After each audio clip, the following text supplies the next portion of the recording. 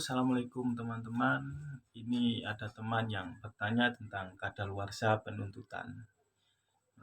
Teman ini melakukan penganiayaan dan sudah lama buron, sudah 10 tahun tidak pulang ke kampungnya.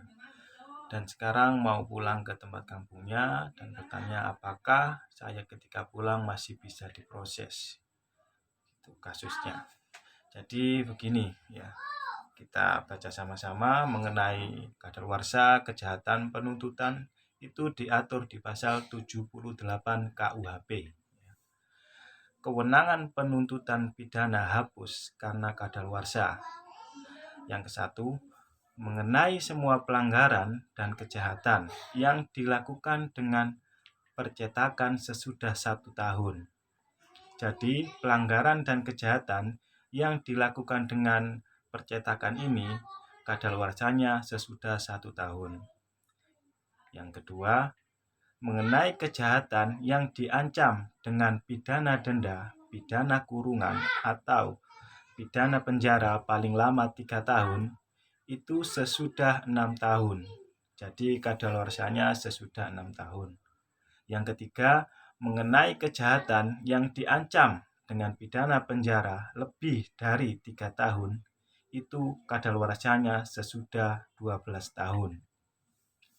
Yang keempat, mengenai kejahatan yang diancam dengan pidana mati atau pidana seumur hidup, itu kadaluarsanya sesudah 18 tahun. Jadi maksudnya begini, ketika kita melakukan kejahatan sejak saat itu, dihitung jangka waktunya. Kalau dia misalnya kejahatan pelanggaran itu setelah 1 tahun, jadi misalnya sekarang dilakukan kejahatan pelanggaran atau percetakan tadi, 1 tahun kemudian tidak bisa lagi dituntut ya oleh penuntut umum. Atau kalau misalnya diancam perbuatannya itu 3 tahun, itu sesudah 6 tahun. Jadi kadaluarsanya sesudah 6 tahun. Sekarang kita lihat tentang teman tadi yang bertanya itu tentang penganiayaan. Penganiayaan ini diatur di pasal 351 KUHP, 351 KUHP.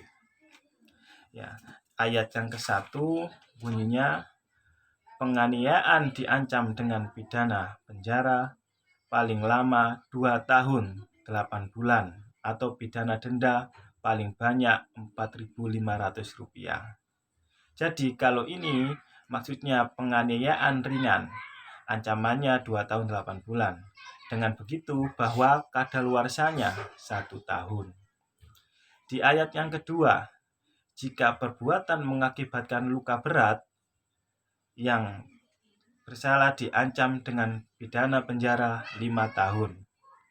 Jadi kalau penganiayaannya berat, dia diancam 5 tahun. Berarti kadaluarsanya 12 tahun.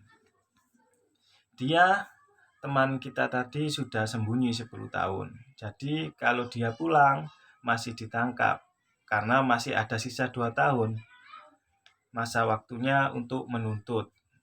Jadi jika berat itu penganiayaan berat itu tuntutannya kadaluarsanya itu berkasnya 12 tahun berkasnya.